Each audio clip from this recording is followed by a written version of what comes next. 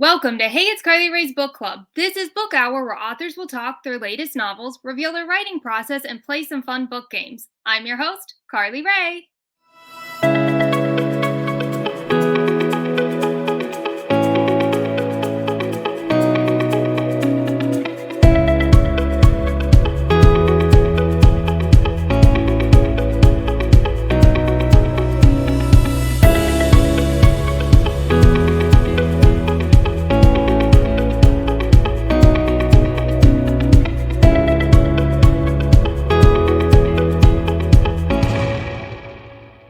Today, best-selling author Richard Paul Evans joins us again to chat about his newest Christmas novel, The Christmas Promise.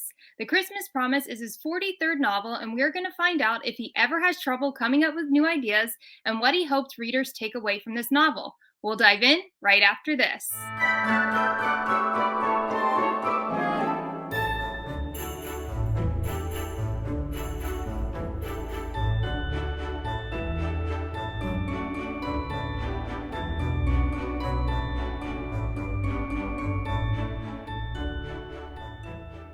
Welcome, Richard. I'm so excited to have you back on Book Hour.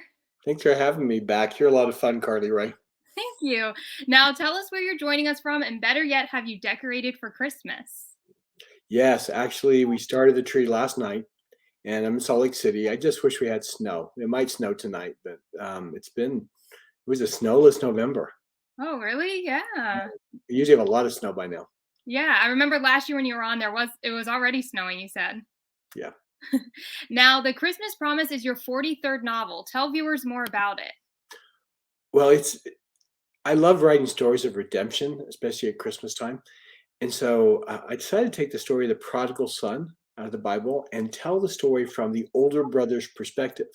However, in this case, the older twin who's female.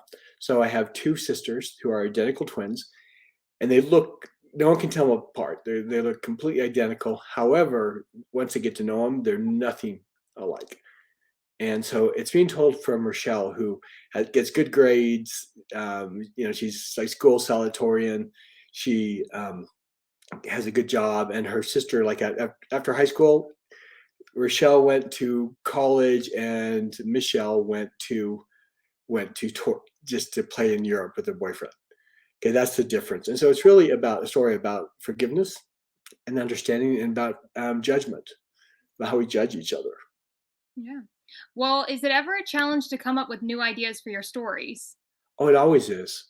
Do you remember the scene in the first X-Men when Raven looks over at Wolverine's driving? It's like she says, "Does it hurt when the claws come out?" And he says, "Every time." And I go, "Oh, that's like perfect." Like, oh my gosh, that's what it feels like every single time. It just feels Now, crazy. do you have to go for a walk to like come up with a new idea, or no? Yeah, it just starts batting around in my head, and then eventually something will come out. Um, but I've never written a story I thought I was writing either. So once I start going with it, it opens up its own ways. I just need to have that push to have a general idea of what I want to write about. Yeah. Well, in The Christmas Promise, as you said, the protagonist is an identical twin. Are you a twin? Not, I'm not. But, I'm fascinated with the experience of twins. And anyone who's watching this who's a twin gets it. But I recently had a family member whose identical twin. I mean, I could never tell them apart, and his twin died of cancer. And there was a connection there it is the most severe mourning I think I've seen. And there's a group called Twinless Twins, and I think in the back of every identical twin's mind is that when they came in together, they should go out together, but that is rarely the case. And so I think twins look at life in a different way than the rest of us. So I thought that'd be interesting to explore. And I did have an identical twin call me and say, "Wow, you nailed it. This is exactly how my sister and I are." And it's like, I felt like you're right about us. Yeah. Now, did you interview twins before you started writing or anything, or? A little bit, just a little bit, but I already had enough stored up over the years in my head to make it work. Yeah. Well, in the story, the twins get matching opal necklaces. What is the significance of opals? Oh, I love opals, don't you? Yeah. It's my birthstone. I was born in October, and I always thought when I was little that they're just kind of magical. And throughout history, uh, people have thought they contain power and spirits, and because of the fire within them, they're just so beautiful. And there's no two opals that are alike. And so even if the stones are cut the same and look the same from the outside, when you look into them, they're different. And that's exactly it. It became kind of a metaphor in my book. The father gives his two daughters these opals, these matching opals. They're both black opals. They look alike, but he says if you look closely, the fire inside is different. Both of these gems are precious. Both of them are important and valuable, just like you, but they're different. They have a different fire. And so, so many times the quest in life is learning to appreciate the different fire that people have within them, because it's when we just expect everyone to be like us, which would be a very boring world, um, that we start judging people. Yeah. I didn't know that about opals. That's a good fun fact. Now, what is it you hope readers take away from the Christmas promise? Well, I hope when they walk away from it, that they look at their relationships. Christmas Promise is one of those books that has one of those take your breath away moments. And when it came to me, I literally started to cry. It just hit me that hard. It's like, oh my gosh, I can't believe that just came out.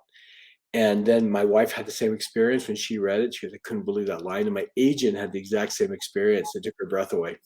It's like every now and then, books will give you that kind of blessing. So it's right near the end of the book. You'll know it when you read it, and it's like wow. And so that's, I think it makes the book fun, and probably why the book's doing so well. Yeah.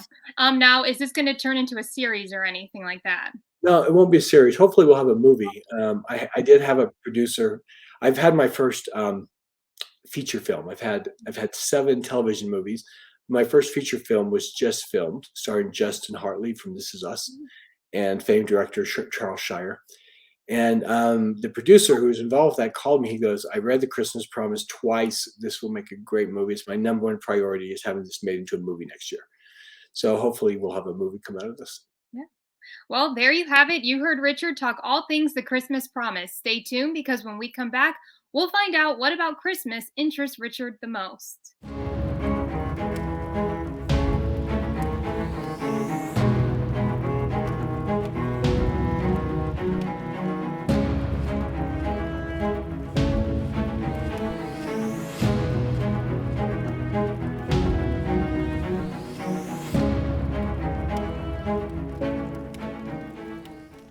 Welcome back to Book Hour. I'm your host, Carly Rae, here with best-selling author Richard Paul Evans.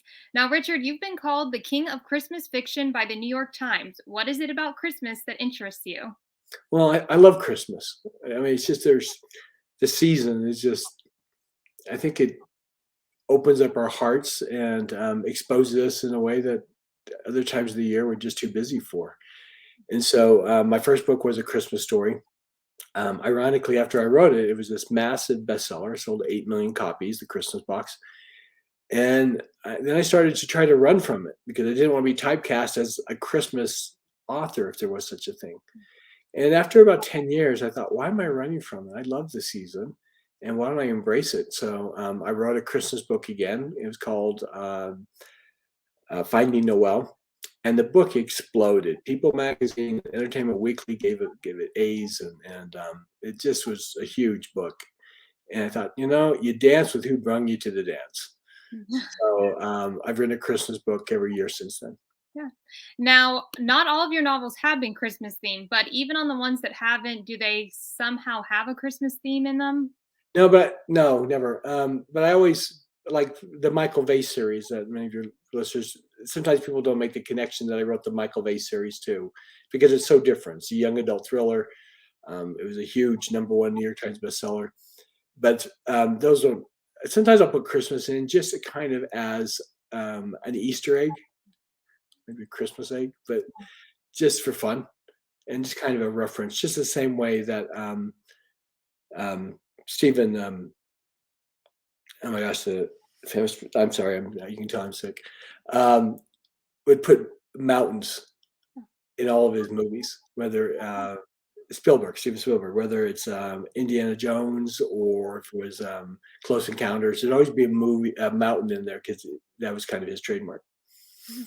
Now, will the Christmas genre ever not be like the main genre you write in? Will you ever, I guess, go outside of that again, or are you always going to stick with the Christmas?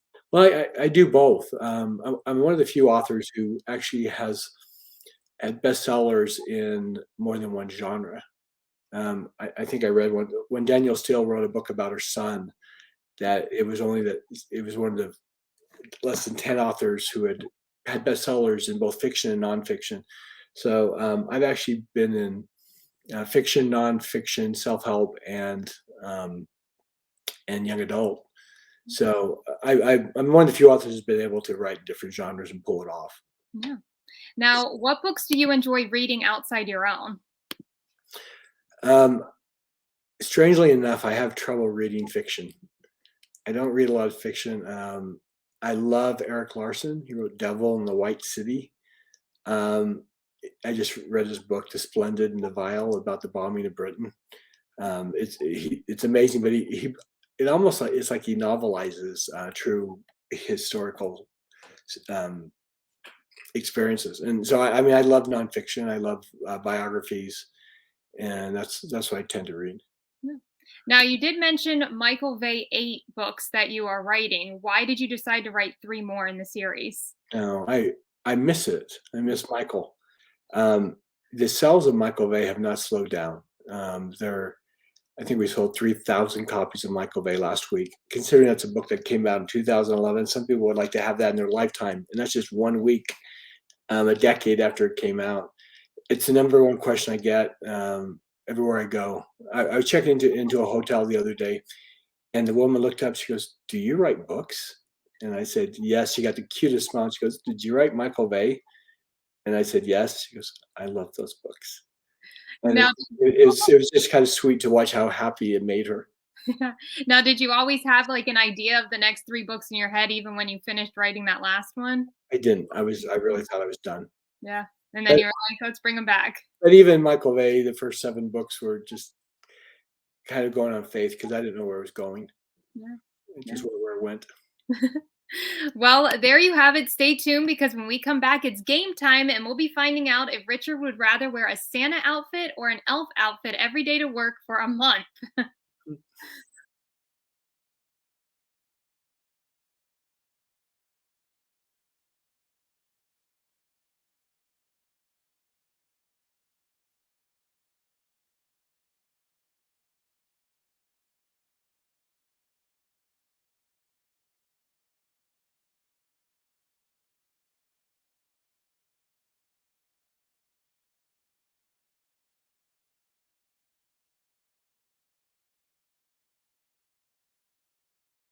Welcome back. It's game time. Now, Richard, the first game we are going to play is Would You Rather Christmas Edition. I'm going to ask you questions and you're going to answer them.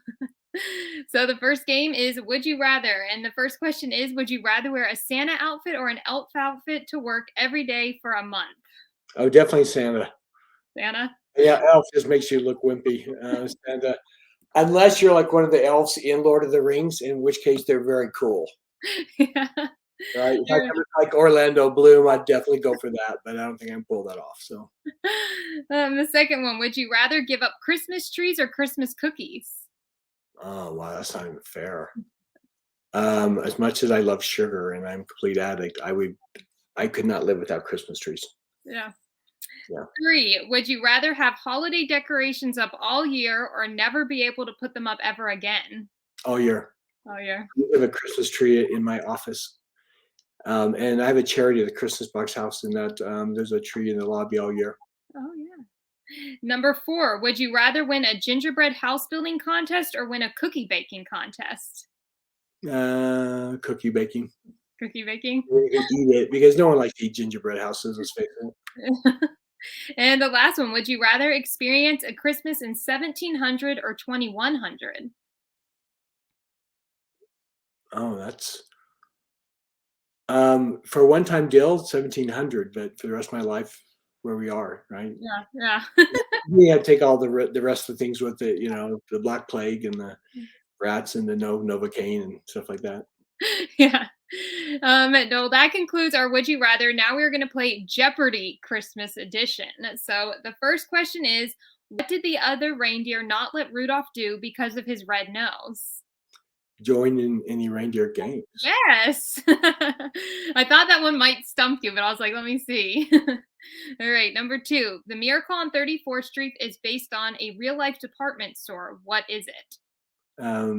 It's Macy's. Yes. Ding, ding, ding. All right, number 3. Elvis isn't going to have a white Christmas. He's going to have a. Oh, It's a song. yeah, I assume that.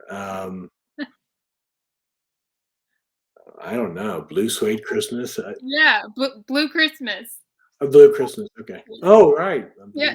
blue okay. You're going to go play that on repeat now. Number 4, in Home Alone, where are the McAllisters going on vacation when they leave Kevin behind? Oh, I don't know.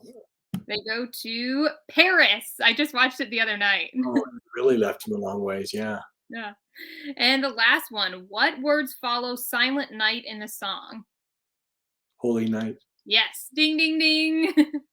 Well, that concludes our game time. Richard, thank you so much for joining Book Hour. But before I let you go, tell viewers where they can find you on social media.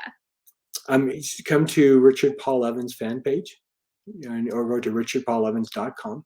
And of course, the Christmas Promise is available everywhere. It's a New York Times, USA Today, and Publishers Weekly bestseller. So, I hope you enjoy it. Yeah. Well, there you have it. Richard's handles are in the description below. Richard, thank you so much for joining Book Hour again. And for those watching, I hope you have a great day. Thank you.